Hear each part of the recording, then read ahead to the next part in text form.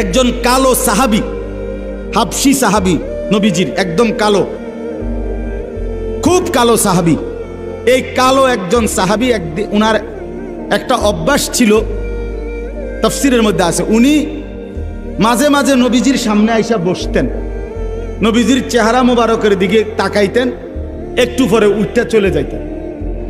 একদিন নিরিবিলি একাকী পাইয়া নবীজি সাল্লাল্লাহু আলাইহি সাল্লামকে এই হাবশী সাহাবী একটা কথা জিজ্ঞেস করছে, ইয়া রাসূলুল্লাহ, আমার একটা কথা আছে। বললে বলো। তো এই হাবশী কালো সাহাবী বলতেছেন, ইয়া রাসূলুল্লাহ সাল্লাল্লাহু আলাইহি ওয়াসাল্লাম, আমার জানার বিষয়টা হইল, আপনাকে আল্লাহ তাআলা যে বাহ্যিক সৌন্দর্য দান করেছেন, আপনি সর্বশ্রেষ্ঠ সুন্দর, আর আমি একেবারে কালো।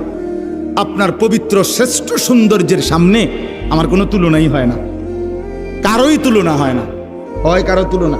নবী সাল্লাল্লাহু আলাইহি সাল্লাম, তার সৌন্দর্য কারোর সাথেই তুলনা হয় না, তিনি সমস্ত সৌন্দর্যের মধ্যে সর্বশ্রেষ্ঠ সুন্দর।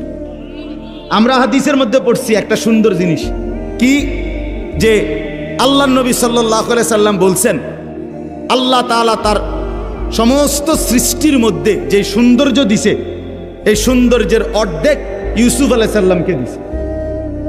কাকে? আর বাকি অর্ধেক সারা সৃষ্টি জগৎকে দিছে।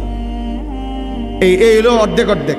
তাহলে এখন অর্ধেক সৌন্দর্য পাইল ইউসুফ নবী, বাকি অর্ধেক পাইল আল্লাহর এই সমস্ত মাখলুকাত। তো নবীজির সৌন্দর্য ওনারটা কই?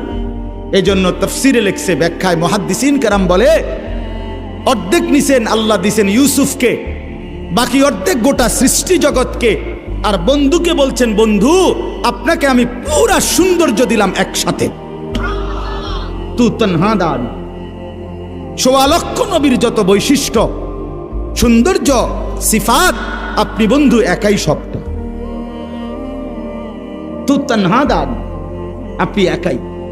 এজন্য নবী সাল্লাল্লাহু আলাইহি সাল্লাম আল্লাহর গোটা মাখলুকের যত সৌন্দর্য, একা মুহাম্মদ সাল্লাল্লাহু আলাইহি সাল্লাম তার চাইতে বেশি সুন্দর। সুবহান।